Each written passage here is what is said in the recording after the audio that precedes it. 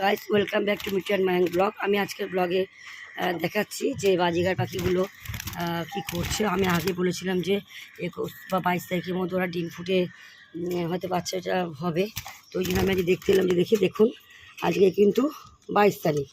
দেখুন 22 তারিখের মধ্যে দেখেছেন যে একটি ডিম ফুটে কিন্তু মোটামুটি একটি বেবি হয়েছে। আপনারা দেখে নিন যে আমি আগের ব্লগগুলো দেখবেন যে বাড়িতে কী করে বাচ্চা করাতে হয়, পাখির কীভাবে ডিম ফুটে বাচ্চা হবে, সেগুলো আমি সব নোটসে ভিডিওসে দিয়েছিলাম। তো আমি বলেছিলাম যে 21 থেকে 22 তারিখের মধ্যে পাখিটা আমার ডিম দেবে, কারণ ও 1 এপ্রিলে প্রথম ডিমটা দিয়েছিল।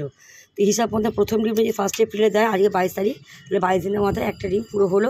তার মানে বুঝতে পারলাম যে পাখিগুলো সুস্থ বাচ্চা এবং ওর ডিমটা ঠিকঠাক মতনই হয়েছে।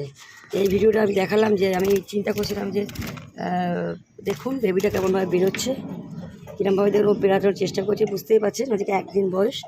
এরমভাবে আমি প্রত্যেকটা দিনই আসবো। এবার নতুন করে আবার আমি এই ভিডিওটাই দেবো। তার কারণ হচ্ছে যে কদিন আমি ভিডিও বন্ধ রেখেছিলাম এবং আমি বলেওছিলাম যে আমি এখন ভিডিওটা বন্ধ রাখবো, কারণ বারবার করে যদি ভিডিও করতে আসি তাহলে কী হবে, ওরা ডিম দিতে চাইবে না, ডিমটা নষ্ট করে দেবে বা ভয় পাবে বা ডিমটা ফাটিয়ে দেবে।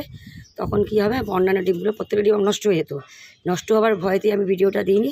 আজকে আবার আমি খুব আনন্দের সঙ্গে ভিডিওটা দিতে এলাম যে 22 তারিখ হয়েছে, দেখি তো যদি ডিমটা দেয়। তা দেখছি হ্যাঁ দেখুন একটি বেবি হয়েছে।